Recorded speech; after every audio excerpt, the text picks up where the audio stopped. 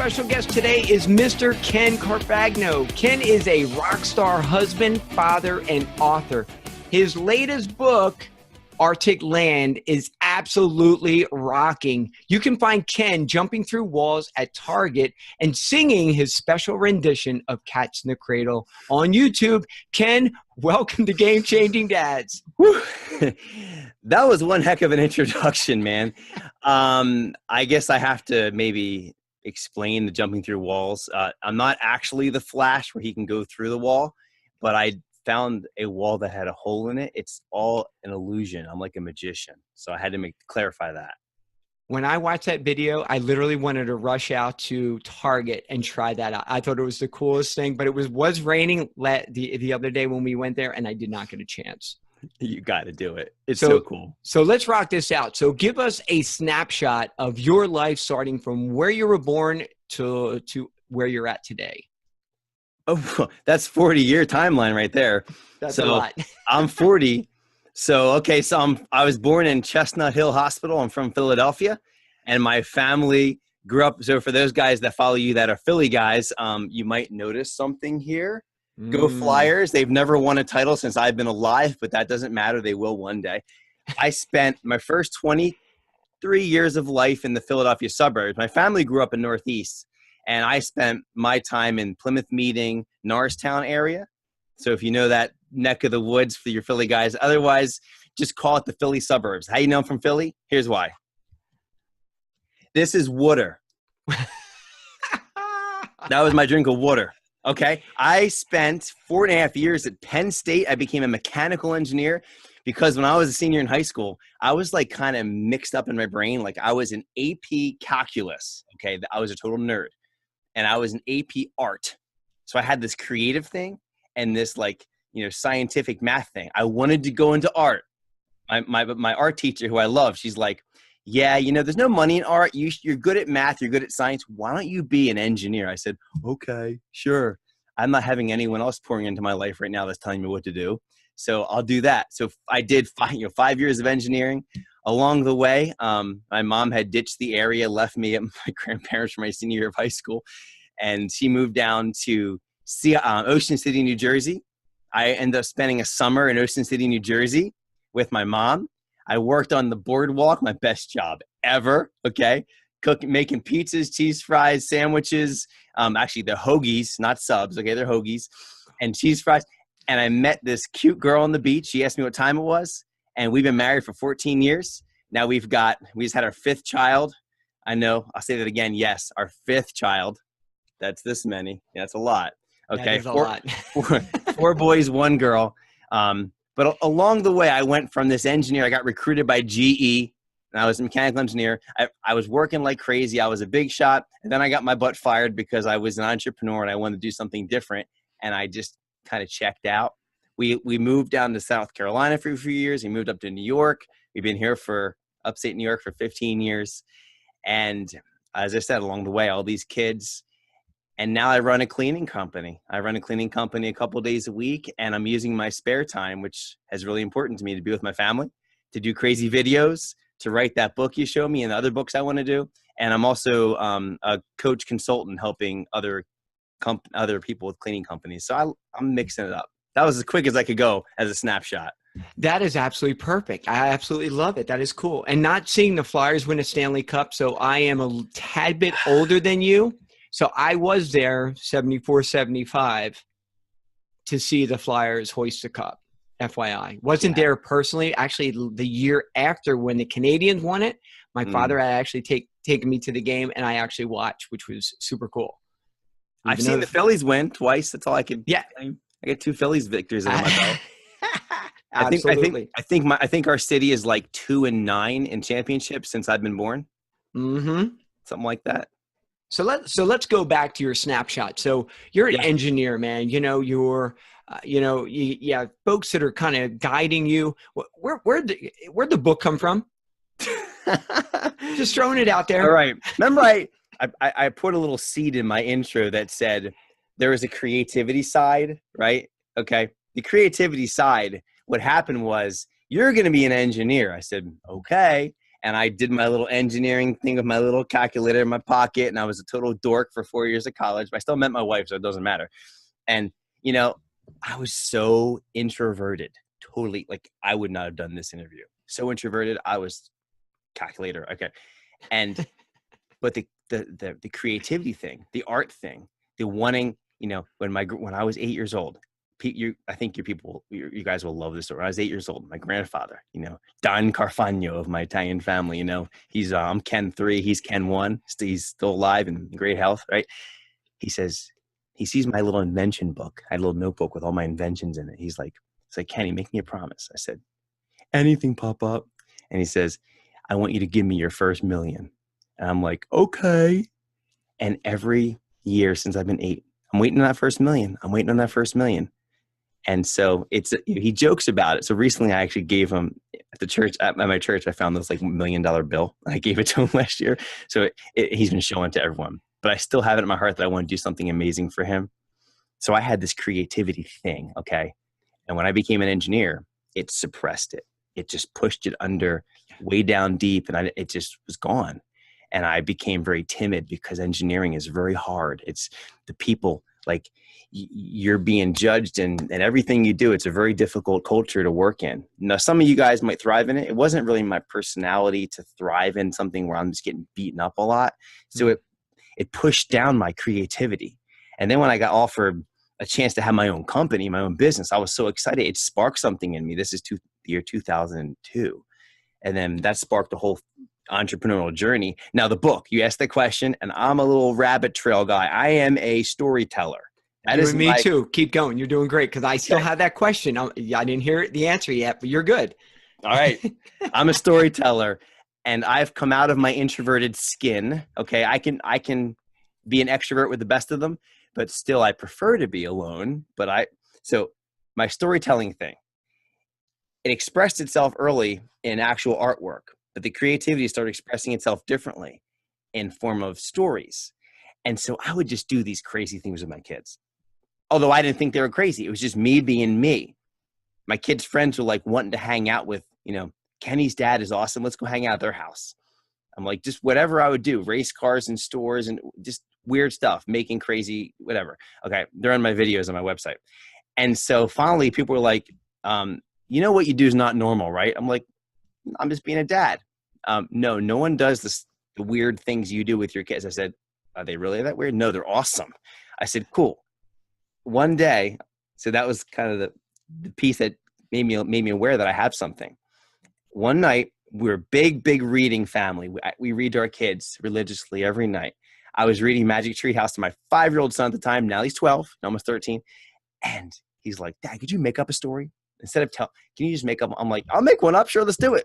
He's like, I started making, like, okay, his name's Kenny Carfagno too. Kenny Carfagno, the greatest baseball player of all time.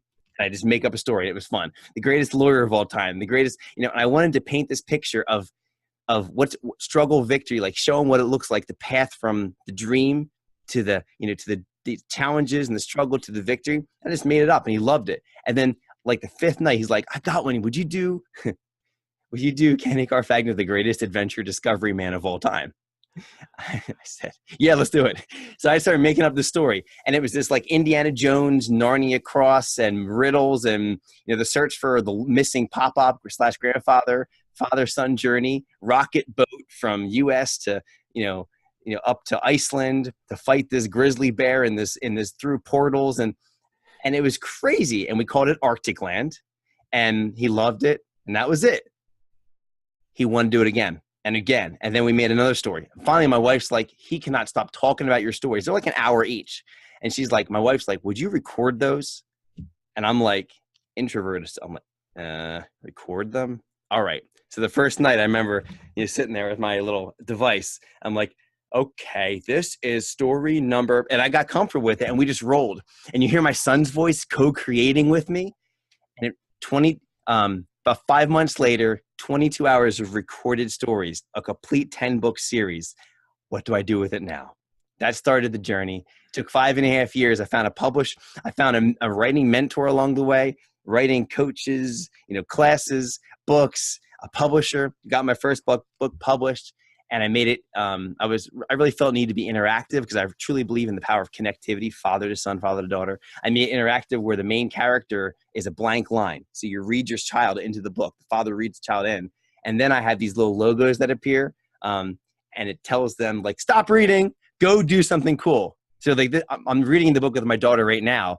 And we got to one of those activities. And my 9-year-old daughter and I, we built a wood whistle last weekend. She painted it. And it's on my Facebook page now, but it's awesome. So the stories came from that place, and it was the entrepreneur in me, the creative mind in me, turned it into something that I have a passion project for. So long answer. Absolutely. No, you're good. You know, especially over Game Changing Dads, I'm a big fan of life disruption. I want to shake things up, man. When I start getting bored 50 years old, I'm still recreating and doing, and the shopping cart races and all the stuff you're doing. Think about this. And, you know, the title of the book coming out here in a couple months is, you know, getting off the bench and into the game. And we see this so much, and I'm hoping you agree. But, you know, the adults, the parents that come to the games, and I always try to get the parents on the rink with us. That's my number one. It's a free deal. We take donations, but I want you out here with your kids. And it's amazing. They sit on the bench and they don't get it. And inside, here's what's happening. And you explained it perfectly. Inside, they're going, I want to be Ken. I want to be that guy in a cart. I want to be just crazy disruptor. In a good way, of course. That's what my 10-year-old daughter would say. Not trying to hurt anybody, but absolutely. Where do you see fathers today? Like if you're coaching a father, I mean, how do you get them out of that shell? Besides shaking them or hitting them in hockey.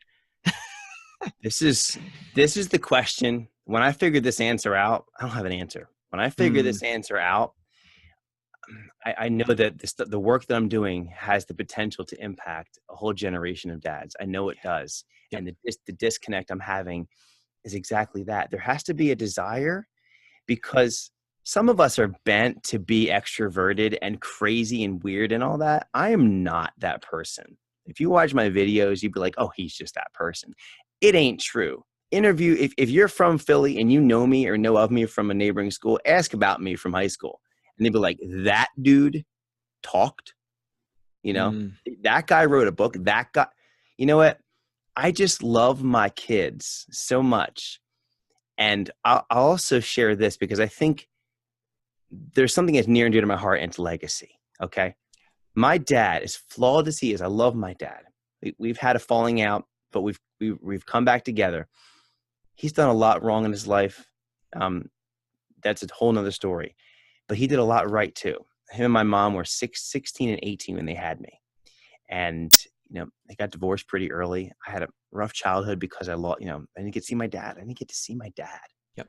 It was emotional every Sunday night. Like, bye, Dad. I'm like crying at the door while he drops me off at my mom's. I got to go to school the next day. You know, and my dad, I thought my perception was he was the best dad ever. He would take me, you're from Philly. He'd take me up he worked at Pico. He took me down to Peach Bottom, kind of Wingo, Limerick. He'd take me to all the power plants he worked at. It's like so cool. He took me to Boulder Field up in the Poconos. He took me to French Creek with the giant rocks, you know, Peddler's Village. Like, you might know some of this stuff. He took me down to the Rocky statue, the art museum, the art museum. And we climbed. We never went in the art museum. I don't even know what it looks like today. We went around the art museum, climbed the walls. We ran the Kelly Park thing. We saw the Rocky statue. We did bike rides. We just did stuff. He was creative with me. His impression was, I didn't really spend that much time with you. I only had you on weekends. It was really only a couple hours. My perception was, you were always with me. We did amazing stuff. So what I remember from the legacy he left me, I'm like, I want to do that for my kids. Whatever I got to do to step out of my shell. Okay. If I'm a turtle, it's time to become Leonardo. You know what I'm saying? Amen. Get out of your shell. That is good. And I like to preface it with our mastermind groups. You're 90, 95 years old. You're on your deathbed. Seriously, are you really going to look back on the time you put into your company, the 12 to 14 hour, the business trips? Or are you going to look back jumping through the walls of Target, cart rides, Rocky statue, fun, cool trips that you can literally be creative? And hey, look, Ken, you changed. I wasn't always like this. I hit that mark at 27 years old. I got into a company where I had to talk to people. So this is not natural. Once again, we can all change. And I love your message. I love what you're doing. I love your book. The Flyers jersey, we've talked about that already, but man, it's okay. So let's fast forward a little bit. You're making me leak Rocky right now. If I can change, you can change. I feel like we're talking to the Russian audience right now. Rocky.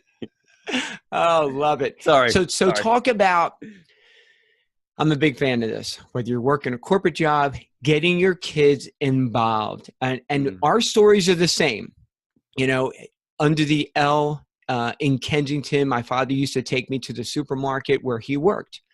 And just little times like that, to this day, we have a little bit of relationship. Same as you, I miss my dad. I mean, he worked and worked, self-employed, worked until he started his own business, worked and worked. But it was the little things. How do you incorporate what you do? And you have a whole tribe growing over there. You know, do you schedule time in? Do you find a time? You know, tell us your secrets as just a rock star dad. Am I allowed to do the long version? I'll know what my times are here. Okay. Yeah. How about if I started at the lunch table about an hour ago? Okay. Go. Perfect. Me and my wife, 5 kids. My newborn's kind of in the swing. He's not technically at the table, so to speak. 4 kids there. So, conversation with them. You know, guys, I want to have a talk with you. Uh-oh. And I'm like to my 4-year-old, 6-year-old, that means don't interrupt until I'm done. And I say, I have a new schedule for the fall. I went through what each day of the week looks like. And I explained what I'm doing in each time slot, why I'm doing it, and that I'll be spending time with you guys here, here, and here. I'll be doing this at night. We do reading at night. We do special time with the kids. I laid out my whole schedule. And then I said, and here's why I'm doing that schedule. And this comes to a place, the reason I'm saying this is because 3 years ago, I was running my cleaning company. I was working 5-6 days a week, leaving the house in my own business. I changed my entire model, and now I scaled back. So I was able to scale back, keeping the same income, which is the engineering applied into another business, which is pretty cool. I went from 5 days. Now I'm working Tuesdays, Thursdays, cleaning houses. Monday, Wednesday, Friday, I'm home. Dad's home now. Let's go play. Dad, can we play Legos? Dad, can we? No, I can't now.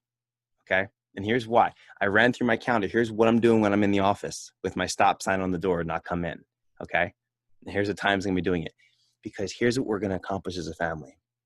The more I work now, okay, I'm going to keep balance with you guys. I'll come back to balance. The reason I'm working now is so I can have more time with you soon. As I create the things that we're creating as a family, money-wise, project-wise, it's going to allow me to have more freedom, more time. If I take that time as much as I want right now, I'll be kind of robbing from your legacy of what I could be passing down to you. The next piece of that is I went around the table. I said, you know, Kenny, I take you camping 6 times a year. You go to work with me for an hour. I do this with you. I read this book with you. I'm doing this with you. I said, you happy with how much time you get with Dad? Yeah, you're awesome. Christiana, we did the wood whistle last week. We did this. We did this. Oh, it's awesome, Dad. Colby, I took you camping for 4 days. We did this. Yeah. I went through each. Honey, my wife's next to me. I said, we do this honeymoon retreat every year for 4 days. We did that. We do date nights. We do this. We do that. You have everyone was happy. I said, I'm doing as much as I can to make sure I keep every one of you happy. It's my why. You guys are my why. But I have 2 responsibilities. I have to support the family monetarily, and I have to support the family relationally. And I'll pause there, but there's a whole thing that's been just kind of, just building up inside of me recently about this whole legacy thing. But I'll pause there because I think that's the first part of your question. Absolutely. And the conversation, and I didn't realize this before children, but I remember, my 1-year-old and just speaking to my 1-year-old and 2-year-old, it's just so amazing. And when you lay down of what's going on in your life as a dad, how awesome is that? Because, I'm currently, and this, I'm running a vending company where I go away, 5 days as a shot, every couple months. But I talk to my kids what I'm doing. Well, I take them actually to work with me all the time, so they know. but how important it is that, and the conversations that the dads are missing out there at the dinner table. Kids are like sponges, man. They get everything, man. They're, just like you were singing, my dad, you're just like me. And I'm thinking like, yeah, it could be negative, positive, but the conversations, I love how you laid everything out, regarding your kids and being included in the legacy and the dreams and the business and the books. I took my son, after that conversation, I was outside doing exercise is important to me too. Sleeping is important to me. These are all balanced, health, exercise, sleeping, time with the family, work projects, all that. It's all part of my plan. I'm out doing push-ups after this talk. I said, "Hey, Kenny, come here. This is my 12-year-old. Come here." And I took him around the shoulder. I said, and I'm just looking right up. I said, "Kenny, I want you to know something. What I shared at lunch was very difficult for me. I want to be with you all the time. I love you so much. I want to be with you all the time. And this is going to be the hardest thing you're going to have to figure out as a dad is how do you support your family in both areas, monetarily, so we don't live in a box, and also relationally, so that you don't leave a legacy of absent fathers, disconnection, bad relationships, divorce. Because just like you said, right, in that Cats in the Cradle song, I love that song. The last, my boy was just like me, my boy. And there's something that I take with me too, is that whatever we do with kids, whatever we do, we're an example, and our kids will copy half of what we do right and double what we do wrong. That's good. That is deep and that is good. Absolutely. And I love your, you talking about, hey, I'm going to do push-ups. I'm doing this. I've done the craziest thing. My wife comes out like, hey, you're chopping down a tree with the kids. I'm like, yeah, well, they need to learn sooner or later, right? In a safe way, of course, right? So as I'm talking to you right now, I'm actually looking out the office window. We're down in Florida. I see the tire swing going. We have brand new neighbors over here. We just got those two kids involved in our hockey program. They've been living here for 4 days. They showed up the rink yesterday. I'm watching sticks fly. I'm watching hockey balls fly. I'm watching the tire swing. How important is it to get the kids out in movement? I love electronics. I love what we're doing here, but I see a lot of parents. They're parenting behind the iPad. Would you like to touch base on that for a second? Hot button. Boom. Hot button. Be careful. Yeah. Okay. Hey, can I Big explosion. Take my mic with me. Parents, dads, if you're letting teachers raise your boys, if you're letting the internet raise your boys, if you're letting anyone but you raise your boys, it's very dangerous. It's very dangerous. We limit screen time very minimally. We notice, we go visit family down in Philly. They watch all this stupid, I love Tom and Jerry and Bugs Bunny. They watch the cartoons. They get back home. They're like, wee, wee, wee, like zombies from watching all the TV. And we literally have to do one of the TV detoxes. We don't have cable. We don't do TV. We homeschool, so we get some screen time for part of their education. But I'll tell you what, when the kids are just inside and they're just on the screen, yeah, there's some things that are valuable. But there's just nothing like getting a kid outside and connecting with nature, and getting the energy out, and especially if you live up north like we do. I mean, you only get like 3 weeks of good weather, so you better get outside during that time, because you're gonna be stuck inside for a long time. But get off those devices. I mean, those are designed to get the attention of your kids. There's companies, billion-dollar companies, that their whole thing is to get the attention of your children. And it's not hard for them to do. It's actually harder I believe it's harder for you, dad, to get your son's attention than it is for a billion-dollar company, because they're so mesmerizing. And if you let them get a hold of them, you don't know what direction they're going to take them. I hear about these, there's even like these safe games, and then they have like crazy people that like infiltrate the games, and they have like kids getting kidnapped and crazy stuff happen because it happens on a game platform. It's just scary out there. And with that said, our responsibility, we are the parents. Let's not play the blame game. We monitor our teachers. We monitor our schools. We go in a lot. We're involved in stuff. So we see what happens. We're not homeschooling yet. may come down the road, but it's still our responsibility. And I see, and it saddens me that just, so many of us, and I probably me years ago, you drop the ball every once in a while. Sure. Going, hey, she's been on the, Kindle for too long or whatever.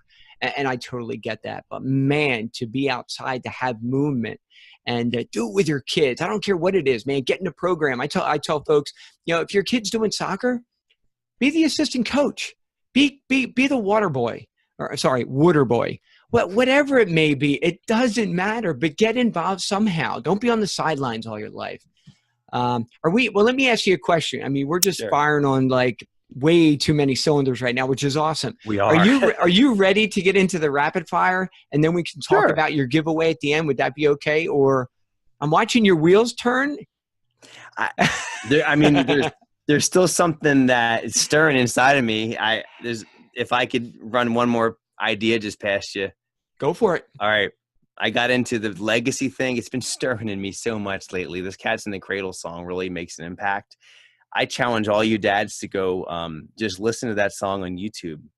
Close your eyes, hear the words, and I want you to ask yourself the question, because most dads struggle with this question. How do I balance my responsibility to support my family financially and emotionally? Those are two, I think there's some dads that think, all I have to do is support them financially. And that's fine. I've done my duty as a dad. Those families are lost. Okay. There's the other ones where if I just support them emotionally, who cares if I work at McDonald's and make, $4 an hour? Those families are kind of lost too, but different way of lost. There is a balance, and people, and then you got like the entrepreneurs that are just hard driving. Well, how do you measure ROI on time with your family? And this is why I love, I talked about this in my Dynamics video for this week. It's like ROI on your business and your job is simple. Time in, money out. Easy. And your kids are going to copy the way that you made money. They're going to look at how you did it, entrepreneur, a job, whatever you did. They're going to copy that. Think how your grandkids. I copy my dad and my grandfather's work ethic. You want your work ethic and your entrepreneurial mindset. You want that copied. What about the legacy of the relationships? Dad, do you come from a broken family? Dad, was your dad absent? Do you have divorces everywhere in your family except for my grandparents are 60 years married? They're the only ones basically married in my family. There's a few others. But I'm like second senior in as far as I have 14 years of marriage. I'm like in second or third place in my whole family for how many years married.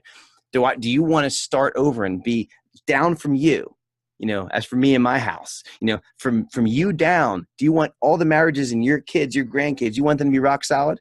Do you want the relationship between your sons, your daughters, and their kids to be rock solid and have the work ethic? What's the ROI? Just listen to that song, because it tells you what negative ROI is in the relationship side. So I just challenge you, get your mind out of that ROI is only money. Okay. That's right. There is an ROI around relationships that is way more valuable than money. So I wanted to get to that when it wasn't part of the question, but I hope that helps someone. Great stuff. Absolutely. No, I think someone out there definitely needs to hear that. No doubt about it. And like I said, it's relational, man. It's going down from us. So we need to be the guys that are stepping up, learning, putting our hands up, going, hey, I need help, whether it's coaching, whether it's mentorship, whether it's reading books, I need help. I'm 50 years old. I still need help. Don't ever come to the point in life going, oh, dude, got it all figured out. Problem, red flag. Don't want to be that guy. Yeah. Case closed. Awesome. Well, hey, let's get into our rapid fire. This is where I'm going to fire a bunch of questions at you super fast. And if you answer them, awesome. If you don't, awesome too. All right. Question number 1, favorite book besides your own. Did I get you? Uh-oh. Brenda Moore. Who is that guy? Sorry. I got to plug back in. Okay. Sorry. I had to show you. Brenda Moore. Who is that guy? Brenda Moore. I want you guys to all see it. The Choice. Mm-hmm. I have read this about 5 times, have never not sobbed. Not cried, sobbed. It'll mess you up, dads. Mess you up. The balance thing. Oh, gosh. Favorite book. Next question. Yes, absolutely. Good one. Good one. Favorite quote? I'm big on the golden rule. Do unto others as you would have them do unto you. That's good. That's good. Got a good video. I'll actually send you on that. Yeah, please do. That sounds cool. Absolutely. Number 3, favorite husband moment. Oh, no, this is not graphic, right? So, man, you can imagine my first, I am a man and we think about something a lot. You can imagine that would be up there. But the ones I can share with you, every year for the past couple years, I've been taking my wife on our anniversary. We do a honeymoon on our anniversary every year. We do like 4 days. All the kids are watched by my mother-in-law, which is awesome. So the moment is actually a recurring moment every year to have that 3 days away with my wife, with my bride, to reconnect on levels like that might get lost throughout the course of the year. Yeah, we do regular date nights, but something about being away for those couple days, you just like your kids again, and it's phenomenal. It's good. Just, I wish more men would do it. We all need that. Absolutely. No doubt about it. Great answer. Number 4, favorite dad moment. I know. Ooh. Tons of kids. Look at my blog. Hockey team. A lot. Okay. Actually, you know what? I'm big on the love languages. Most of my family is physical touch, and Saturday morning, Sunday morning, we have a king size bed. All the kids come in the room, pile up on mom and dad, and just cuddling with my daughter, my sons, laying in bed, cuddling with my kids. Probably one of my favorites. And then there's one other one I'm thinking of too. My 6-year-old comes up to me and he's like, I did something with him that day, some cool thing. And then we parted and came. He's like, Dad. I'm like, what? He gives me a big hug, big smile. Thank you for playing with me earlier. I was fun. Good. That's good too. Yeah. Can't put a price tag on that bad boy. Yeah. That is good. Number 5, favorite what was I thinking moment. They happen every day. Okay. So in 2005, yes, Ken, come with me to HR. I was fired that day from GE. And it was a downhill spiral from me thinking that I would always have a job because I was such a good engineer. But really, they actually do watch your performance. If you're making business calls because you have your side business, it's not a good thing to do it on work time. And eventually they say, bye. And then we're left in the pit of despair with a lot of debt, family far away, no one working. It can put you in a big hole. So for the dads that have good jobs or good businesses, be a good steward and be grateful for what you currently have and do your other stuff in the available, free, opportunistic times. Amen. Good nugget. Good nugget there. I love it. How about number 6? Can you share one piece of awesome game-changing advice with our listeners today?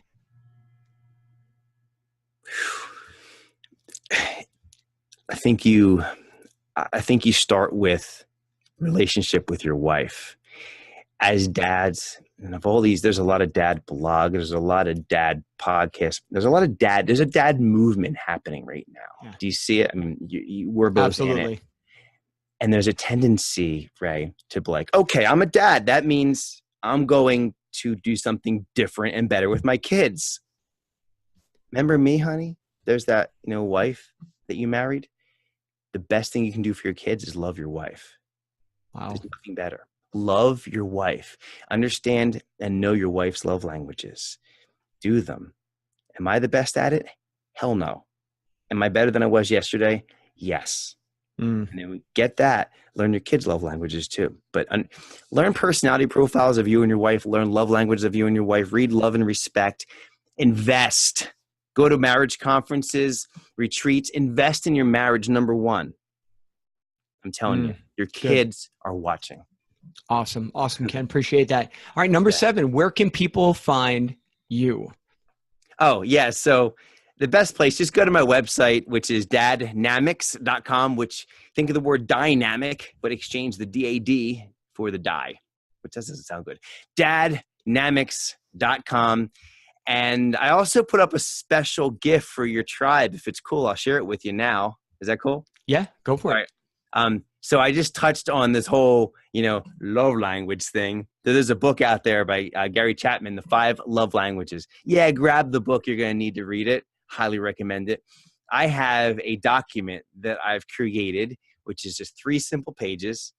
It's called, it's hard. It's actually called the Dadnamics 21-Day Love Language Challenge for Husbands and Fathers. You will discover, connect, and replenish your wife's and children's love tanks over a 21-day process. You will be tired. It is hard work, but this is not for the weary. This is not for the weary of heart. If you want to rescue your bride, this is something I'll offer. And I'll put this up on, I'll create a pages for your audience, dadnamics.com/game changing dads. We'll do that. Perfect. That would be great. Well, Okay. hey, that's a wrap. Ken, thank you so much for being here. We greatly appreciate it, bud. Oh, it's my pleasure. I know I talk a lot, but thanks for giving me the airspace. All right. To our listeners, thank you. And that's a wrap. And we'll catch you next Tuesday, same time.